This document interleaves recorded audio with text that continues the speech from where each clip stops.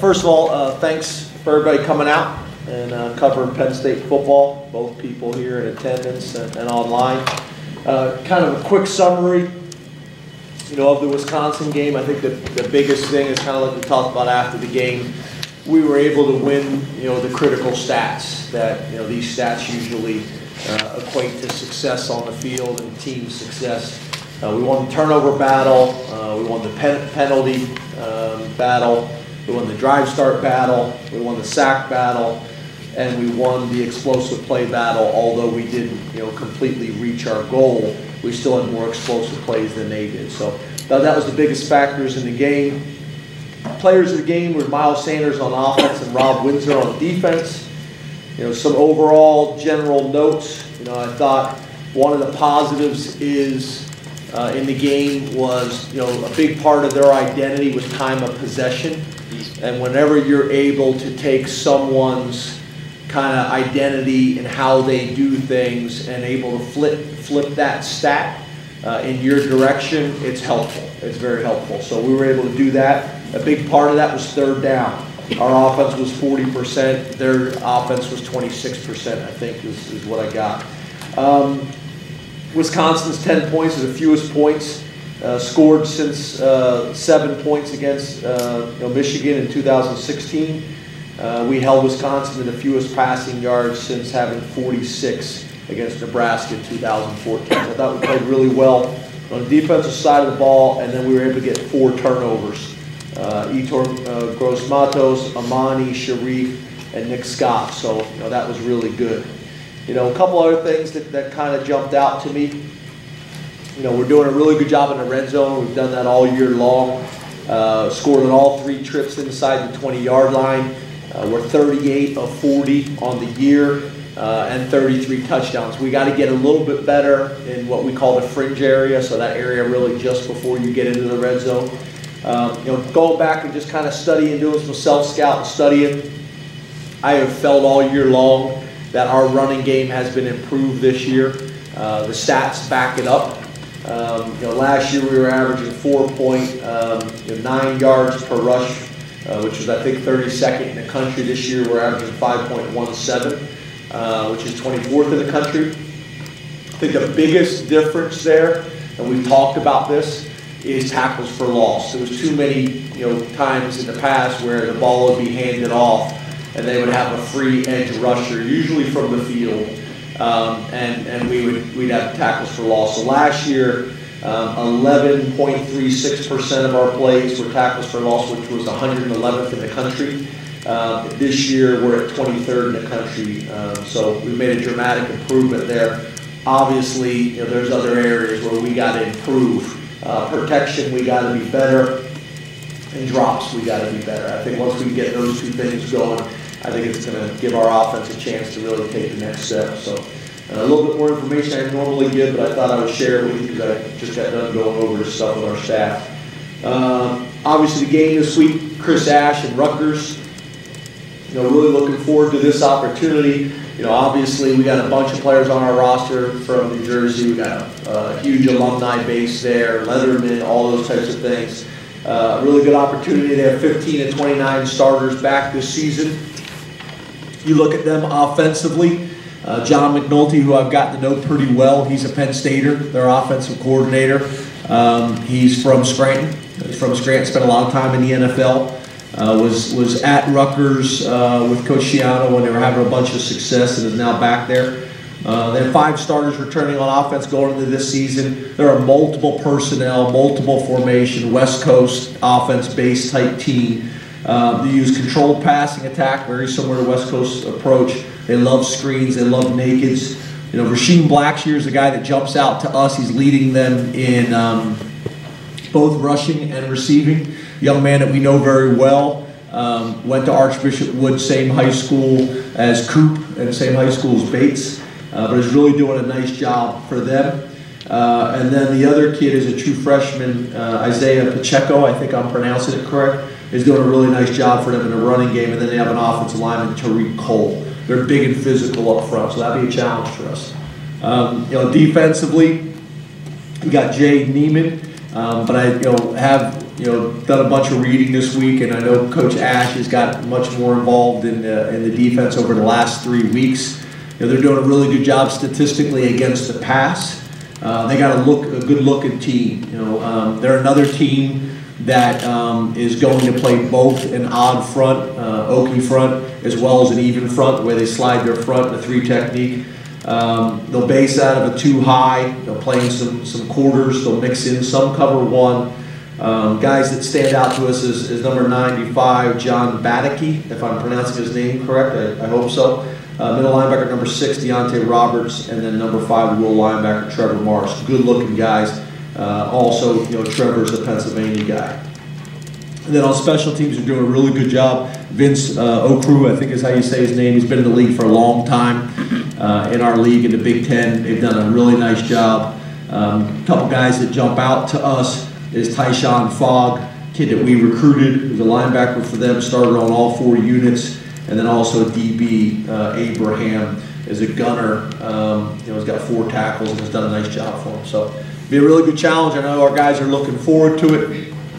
We got practice later on this afternoon. Had a really good practice on Sunday. Had a great week of prep on Monday, and looking forward to getting out there. So open up the questions.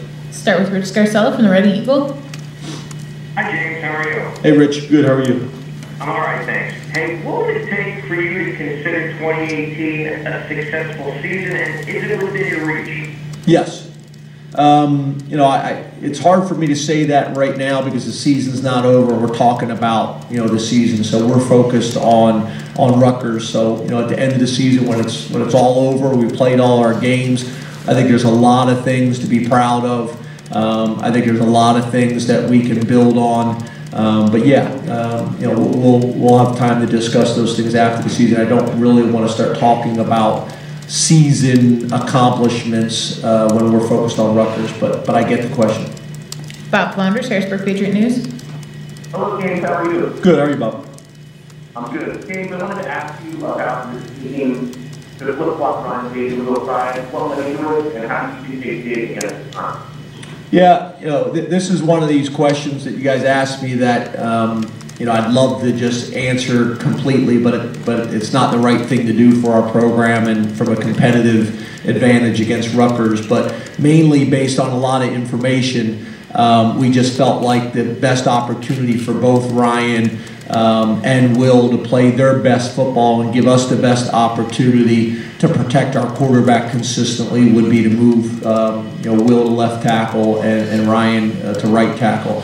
A lot of it stemmed about Bates, making sure that he was comfortable with it and okay with it. But like always, Bates is another example of a guy that's just going to do what's best for our team. So it probably did not pan out as well as we would have liked. But we'll obviously look at it again this week and see what we think is in our best interest moving forward. Derek LeVar, Wilkes-Barre Times leader. Hi James, good afternoon. Hey Derek, how are you? I'm doing good. James, you mentioned some better third down success against Wisconsin. How much of that was the fact of not being in so many third and long situations, and what do you think was the key to getting more of those 3rd and 3, 3rd and 4 situations? Yeah, I think that would definitely was a major contributing factor. I think we're running the ball better right now, and I think we got more of a commitment to doing that, especially with Miles. Getting the ball into his hands, trying to have some schemes where people can't do things to force us to pull the ball and throw it on the edge, or pull the ball and have Trace carry the ball. That's always going to happen. There's a lot more runs called in the game, and depending on what the defense does, puts us in a situation where Trace will pull it and run it himself, or that will throw. Usually when that happens, it creates some pretty advantageous situations. Sometimes, they've done a good job as well from a scheme perspective. But I think, us, making sure going into each week that we got some runs that we can hand the ball off to Miles and allow him to get downhill. It also helps our offensive line from a number of different perspectives. But I think that was the biggest difference. We had more manageable situations. Been through things like this, kind of throughout his career and throughout his life, and our team has been awesome with him. Very talented guys, has flashed some brilliance at times, but we got to get him, we got to get him healthy, and you know, once he's healthy, he'll be able to go out there and contribute at a very high level, and we need him. But you know, like I've talked about all year long, got a tremendous faith in Juwan, got a lot of love for Juwan, but we just got to get him 100% healthy so he can go out and be the type of player that we know he can be. And when that will be, you know, again, I'm not gonna speculate. Frank Bodani, your daily record. Hi, James. Thanks for your time. Hey, Frank. Thanks for your time. Doing good. I wanted to ask about Miles Sanders. At this point in the season, what has impressed you the most about him as a runner, how he's handled his carries, and also what is there a next step for him? Yeah, you know, I think overall, I've just been so impressed with his overall development. The type of teammate he is, the type of leader he is really grown into, how thoughtful he is, how supportive he is. You know, not just when things are going well, but when times get tough. He's been really good. You know, he really has. You know, I see him take an active role with our offensive line and loving those guys up as well. But he's done a really good job. He's done a really good job of knowing who he is and getting north-south, which I think has also been a big factor in us eliminating the tackles for loss that put us and him in a tough situation. You know, and I think probably the next step for him, you know, I think, you know, we can still be a little bit better from a ball security standpoint. You know, we were fortunate on Saturday, the one they waved off, but you know, I think, you know, like any running back, that's a critical piece of it. So you know, this isn't something I'm saying to you guys that we haven't discussed as an offensive staff, and specifically with Miles as well. And don't get me wrong, I think overall he's been pretty good, but you know, I'd like to see him get in a situation where, you know, we're talking about record number of carries without putting the ball on the ground. Joe Giuliano, Philadelphia Inquirer. Hi, David. Hey, Joe. Are you pleased with the improvements your team has shown on a week-to-week basis from September 1 until now? Yeah, I think, you know, we obviously, you know, we're doing, I think, a pretty good job of that early in the season, and then, you know, we hit some adversity like a lot of programs do all over the country, and then I think we're headed back in that direction as well. We're headed back in that direction again. So, you know, I'm pleased with that. Obviously, there was some time there during the season that I didn't think we were doing that, and that's something that I've taken great pride in throughout my career as a program that individually and collectively gets better. You know, so I think we're back on that track right now. I think last week was an example of that, and we need to do that again this week. Mike Gross, Lancaster Newspapers. Good afternoon, James. Hey, Mike. It seems like your team is relatively healthy. Obviously, you would know better than us. It seems like you're about as healthy as you could expect the football team to be this time of year. So, is there anything that you learned about managing workload, injury prevention, that kind of thing, recovery, that kind of thing that you think might have contributed to that? Well, a couple things. You know, we spend a lot of time managing, you know, these types of things. We spend a lot of time having challenging and difficult off seasons to build ourselves for these things. I think Andy Mutnam and our training staff have done an excellent job, you know, with that as well. And the other thing is, I don't talk about it, you know, with you guys. It's a next man up. I think sometimes that's really good from a competitive standpoint. I think sometimes that's bad because there's questions that you guys ask that if you knew everything what was going on from a medical perspective, I think it would clear some things up for you guys. But, you know, again, I want our guys focused on the next man up mentality. I want our guys focused on finding a way to be successful.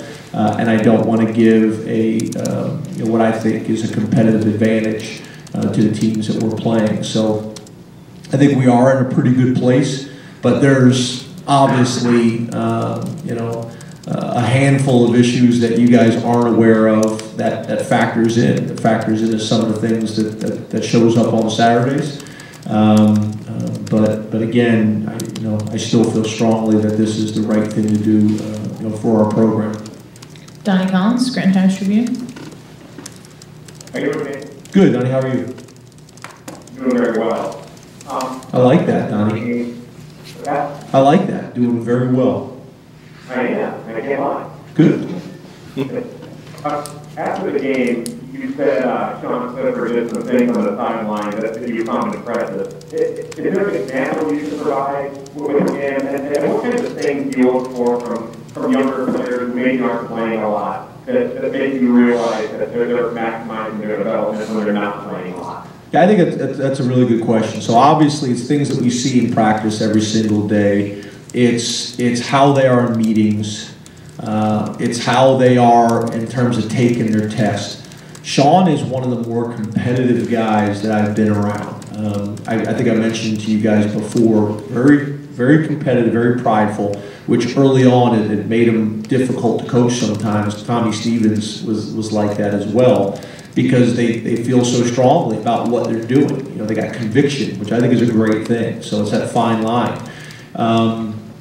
You know, one of the things that we talk about all the time is embracing your role. You know, he was doing some things on the sideline from a leadership perspective, and you know, one of the guys kind of was jabbing at him, kind of poking fun, and he turned around and kind of snapped on the guy. It was like, I'm maximizing my role. I'm gonna do whatever I can to help this team, and he was like deadly serious and locked in. And that's kind of how he is with everything. You know, if it's a race, he wants to win the race. You know, if it's academics, he wants the highest GPA. It's all of it. I'm very pleased with his makeup. I'm very pleased with our quarterback room in general. It's been really good like that. And I think, obviously, Coach Ronnie's had a big part of that, but I also think that Trace, in general, has had a big part of teaching, you know, the young guys in the room and you know, guys behind him. You know, he's going to leave a legacy from that standpoint. We talk about that a lot. You know, leaving a legacy in how you prepare, how you work, how you train, how you treat people, all those types of things. And you know, these veterans that we have, they have done that at a very, very high level. You know, obviously Trace tied the all-time win record. I think as a starting quarterback in Penn State history, right? And there's no more important stat, you know, for a quarterback.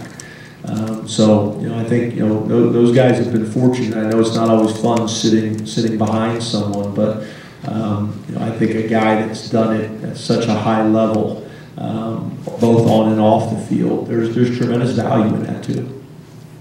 Corey Geiger, Altoona Mirror. Hi, James. How are you? Good, Corey. How are you? James, do you think your defense has gotten the credit that it deserves this season? You mentioned That begins to come earlier. in what areas specifically do you think Brent Fry has done a good job this season in particular? I think the thing that I would say about our defense and coach is, you know, we got guys that aren't selfish. You know, offensive coaches, defensive coaches, special teams. You have to be careful. You know, sometimes you get in a situation where coaches are making decisions based off of stats. They want, you know, to be able to say that we have these stats. They want to be able to, on Sunday, you know, whether you won or lost, to be able to focus on these stats. And I think we got a group of men. I think Brent's a great example of that. It's about winning, you know, and there's some things and choices and decisions that are made that probably go against, you know, stats. Go against, you know, having really strong stats offensively, defensively, or special teams, and we're making decisions that we think are in the best interest of the team, winning football.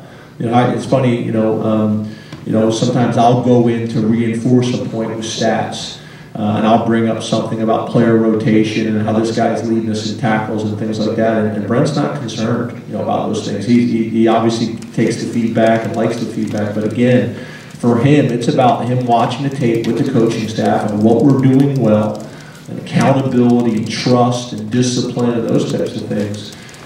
So yeah, I think our defense puts a priority on winning and not being selfish and doing what's in Penn State's best interest and doing what's in our kids' best interest. So that's the thing that I know, you know, as a head coach that I really value. And obviously me and Brent go way back. We got a lot of history to his first year coaching B. Stroudsburg when I was still playing and his dad being my offensive coordinator. So he knows me inside and out, probably better than I'd like him to, and I know him, you know, inside and out probably better than he'd like me to. You know, we go way back, you know, both the good and the bad. So, you know, I got tremendous respect for him and our entire defensive staff, and they've done a tremendous job for us, and we'll continue to. We'll open up to questions here in the room. Raise your hand. We'll get on to. Hey James, how are you today? Good, how are you? I'm doing great. Hey, 5 of your 6 receivers were in the last game were either first or second year players. How do you think they did, and especially Dotson and Shorter? And just for the sake of clarity, is Polk in the same situation as Juwan Johnson, if you could say it? Yeah, so Jahan, you know, as you guys know, we've talked about him a decent amount already. He continues to do good things. I thought the thing he did last week, which was really impressive, is moving to another position. That shows that he was learning concepts rather than just memorizing plays at a position and routes at a position and responsibilities at a position. He was studying and understanding concepts, which I think is critical in our game, that you're teaching concepts so you understand how it all fits together. So I thought that was really impressive, and he continues to do good things for us. Shorter has shown some real flashes, you know, and it's allowed us to kind of build on that with him. We expect that to happen again this week. He gained a little bit of time last week. He did some good things, so we'd like to build on that this week. You know, and then, you know, I think, you know, obviously KJ's doing some great things. But yeah, we got some decent amount of youth there, but so far so good. You guys have heard us about, you know, being excited about it, and then we got some veterans, you know, that are working through some things. So hopefully we'll get those guys back, and now have gained some experience with some young players, which is going to pay dividends for us, not only the rest of the season, but also next year. And then also you get some of these vets back, and we can take the next step. Is Polk, if you don't want to answer it, it's okay, but is Polk in the same situation as Juwan? It's hard to say the same because, as you can imagine, there's 100 different variables that go into it, but similar. There's some similarities there. Yes, sir. John. Hey, Coach, how are you? Good, how are you? I'm good. When you look at Rutgers for Raheem Blackshire, I think he leads the team in rushing and receiving. What kind of challenges does he represent for you guys, or present for you guys? Yeah, he does a great job. He is explosive. He is quick. Plays with a lot of confidence.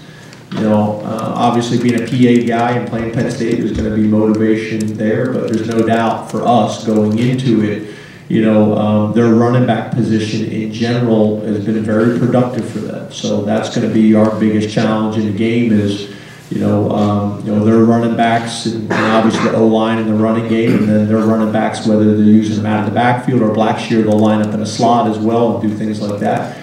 We're going to have to be aware. So I think, you know, as I try to do, God bless you, as I try to do, you know, is, you know, we talk scheme, which scheme is important, but then what I try to do is come in with you guys and identify the guys that we think jump out on tape and could be problematic. And we need to have an awareness of who those guys are, where they are, how they try to use them in their offense or defense, where they line up. And he falls in that category. James, with Micah on Saturday leading the team in tackles, where have you seen him make the most growth in the last few weeks? And is there anything more he can do to earn a start at outside linebacker? Yeah, I think, you know, Chris sent me a quote the other day, and I don't know who said it, but I think it was a really strong quote that, you know, he is now not just relying on his athletic ability and his natural instincts, which is what he was doing early in the season. He's now, you know, using the techniques and fundamentals and keys and things like that that are allowing him really to kind of take his game to the next level and also build that trust that his role continues to grow. I think you've seen that all season and specifically last week. So, you know, we'll just continue headed in that direction. You know, this week is a new week, and we'll make the decisions after Thursday's practice and Friday morning in what's going to be the best, you know, situation for us to be successful on Saturday. And there's so many factors that go into it. Kind of back to that point that we just got done talking about stats. You know, it's more than just the stats. It's all of them. Neil. Hey James. Hey Neil, how are you? Oh, good. How are you? Good. I'm going to take my time answering your question. You want the Eeyore? I want whatever you got. And Neil, we love you. I love you just how you are. It's just descriptive things. I was curious if you could assess Tommy's ability to read the defense, what you're seeing from him. I mean, he's run the ball, I think, 22 times the last 3 games, and he's only thrown about 8 times. Is he too quick to take off? Would you like to see him throw more, or is he executing as you wish? No, really good. I mean, obviously, you guys the last couple of years have got a chance to see him throw and throw really well. Same thing in practice. You know, he throws for a high percentage, and a really good decision maker, and has grown. You know, the reality is, you know, from a game planning perspective, you know, especially when we lost Mark Allen, and then we had some young guys that got a little nicked up, we were trying to take some runs off of Trace and really Miles. So that was, you know, that was a way to manage some of that. In some ways, we were using him as our backup running back. So that was strategic. So yeah, you know, we're very pleased with his development as a quarterback, and that's a full commitment that we make in practice all the time. Obviously, being able to get him in the game and do some of those things, whether it's design runs or whether it's RPOs or whether it's, you know, some drop back passes.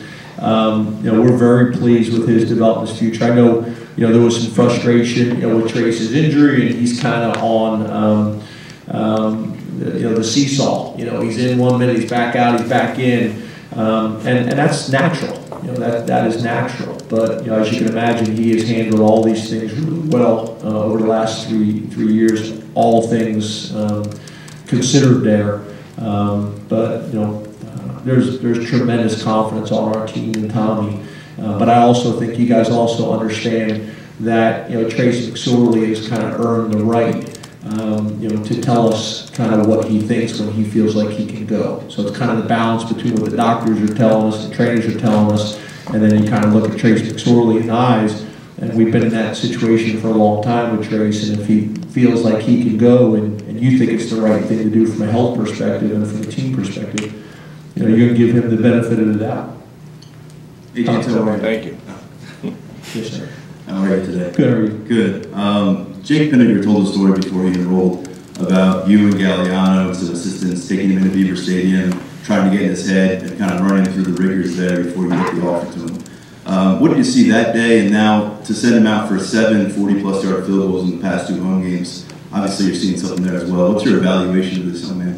Yeah, I think he's done a nice job. You know, obviously we had a specialist camp, you know, and, you know, not only did we see him here, but also at one of the travel camps. And I think where the camp experience is really important, both for us and the parents and the kid, is everybody thinks they're going to Penn State. And then you come to camp and you work with a bunch of guys at the same position, and that's a wake-up call a lot of times. You know, it's really helpful for us because you can compare and contrast apples to apples. I think sometimes it's great for the parents that all think their babies are the best and they're not, and then they see them against other players and it becomes obvious. And I think sometimes for the prospects as well, it shows them what they need to work at. Because if they're on their high school team and they're obviously the most dominant player on their high school team at that position, it's hard for them to kind of compare and contrast. So I think there's a lot of value in that. So for us, that day, he looked different. There was 4 or 5, I think, you know, specialists there that had offers, scholarship offers, and he looked different than them. And that's how it should be, to be honest with you. You know, it should stand out, you know, and he looked different, you know, kicking the ball. When the ball hit his foot, it sounded different and it looked different. And on that day, he kept hitting the ceiling and nobody else was, you know. It was banging off the ceiling, which is a good sign. So yeah, we always thought he had ability, and for him, when you have that leg strength, you know, it's really not about the distance, it's about the consistency of the movement, the muscle memory, and what he's trying to do, because the reality is if you're doing it right, whether you're kicking a 30-yard field goal or whether you're kicking a 45-yard field goal, it shouldn't look any different.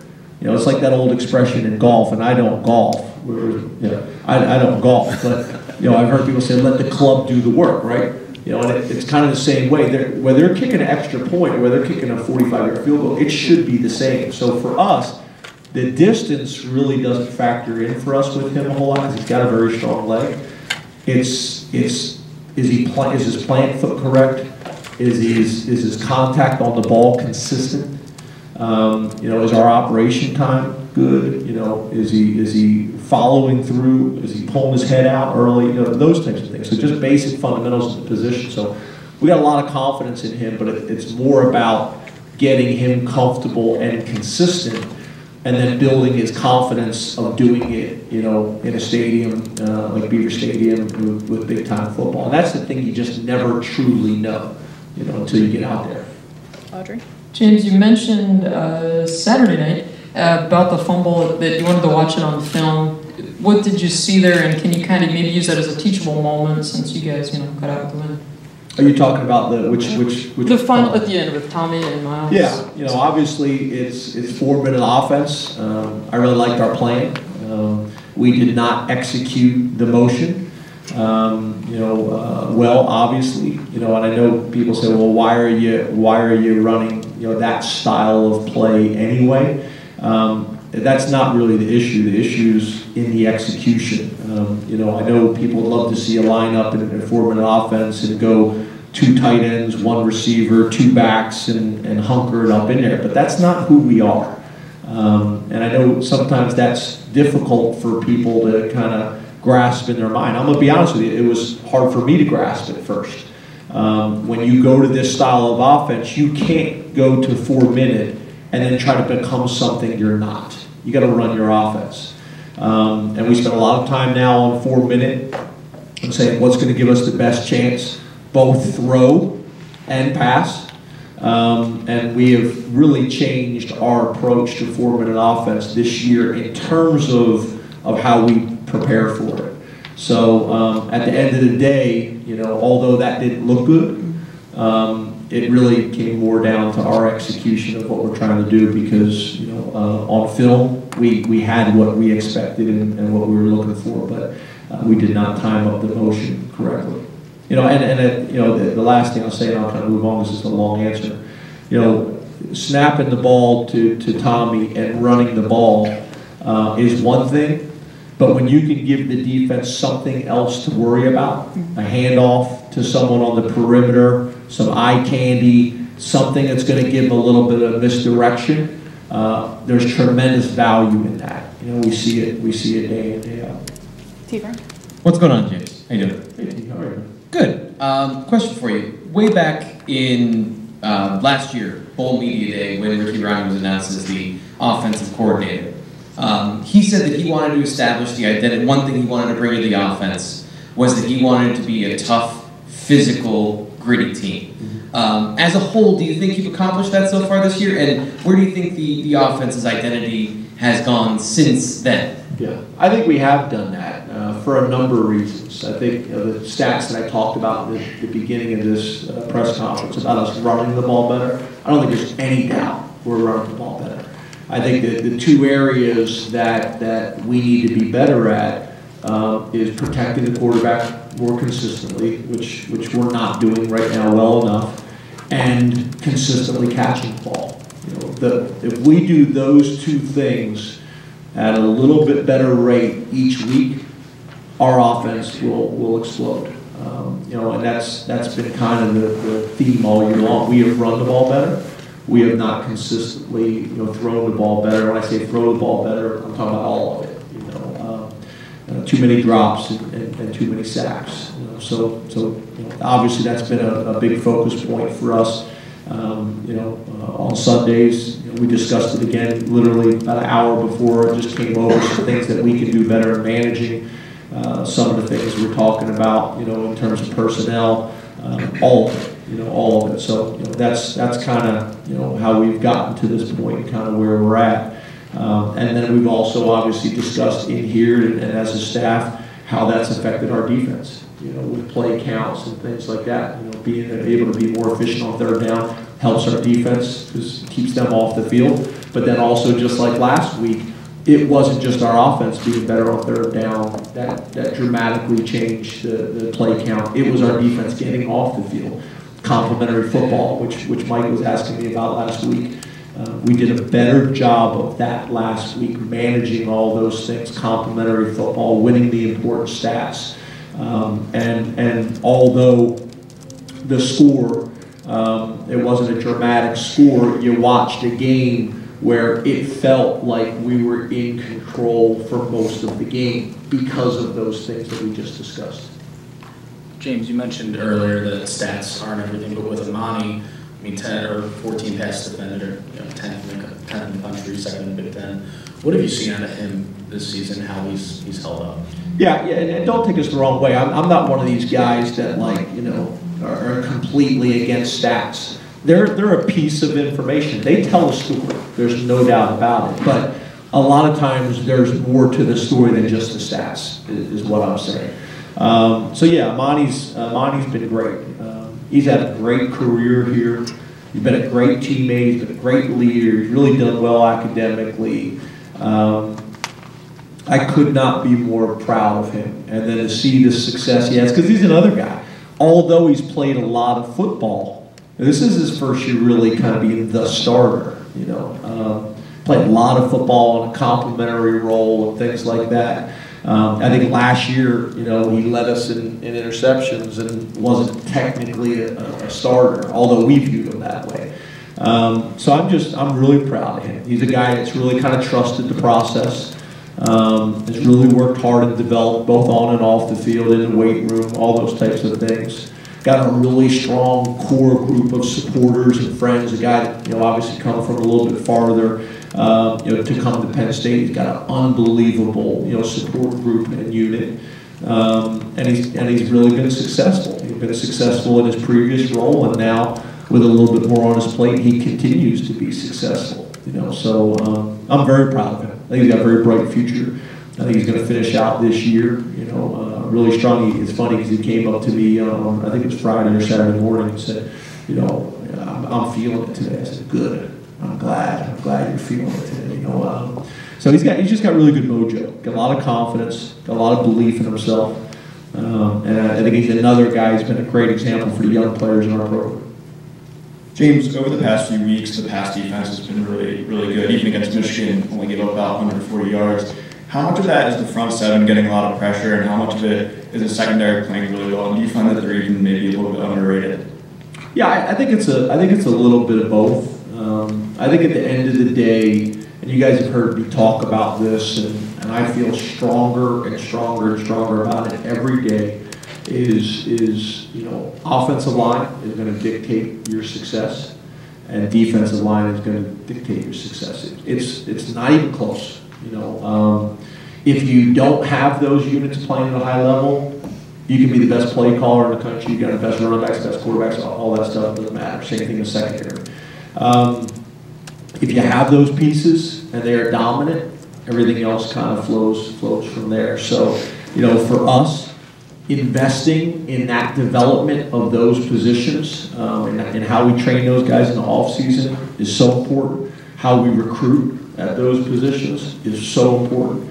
And I think that's what you see right now with our defense. We came into the season having major questions at defensive tackle depth and at linebacker.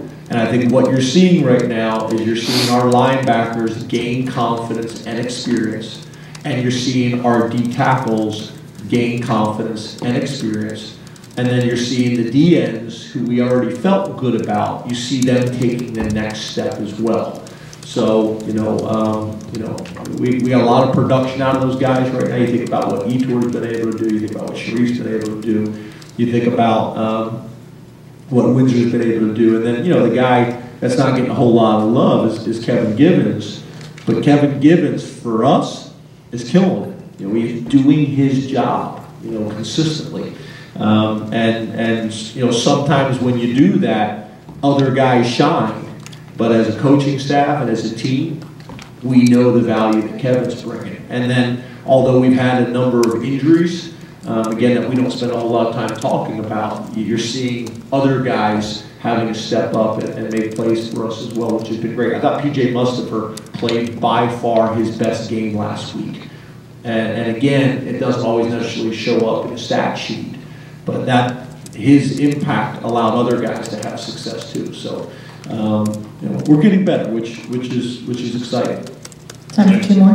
Hey, how's it going? Hey, man. You mentioned Tommy essentially in the backup running back role. I'm wondering how you manage that message with the running back room where you've got three guys that probably feel like they have an argument there. Is it just the fact that Tommy still has to make reads that these guys are just, they don't have to do because they're not practicing a quarterback? How do you sort of manage our backup quarterback as kind of our backup running back? Well, again, this is one of those questions you asked me that I can't really completely answer. But it's not a difficult discussion when the running backs know why we're doing it. So my point is I think I've stated this before, so I'm comfortable stating it again. There was a time where we lost Mark Allen, and then Slade jumped in and did some pretty good things, and then I think I've already mentioned he got nicked up, and then we're trying to bring Journey Brown along. So when you're in that situation, it wasn't a tough conversation to have because there really wasn't a whole lot of other options. It was Journey who started to come on, and it was Tommy. So I think when it's challenging is when you do that and the other guys are being limited and they don't understand why.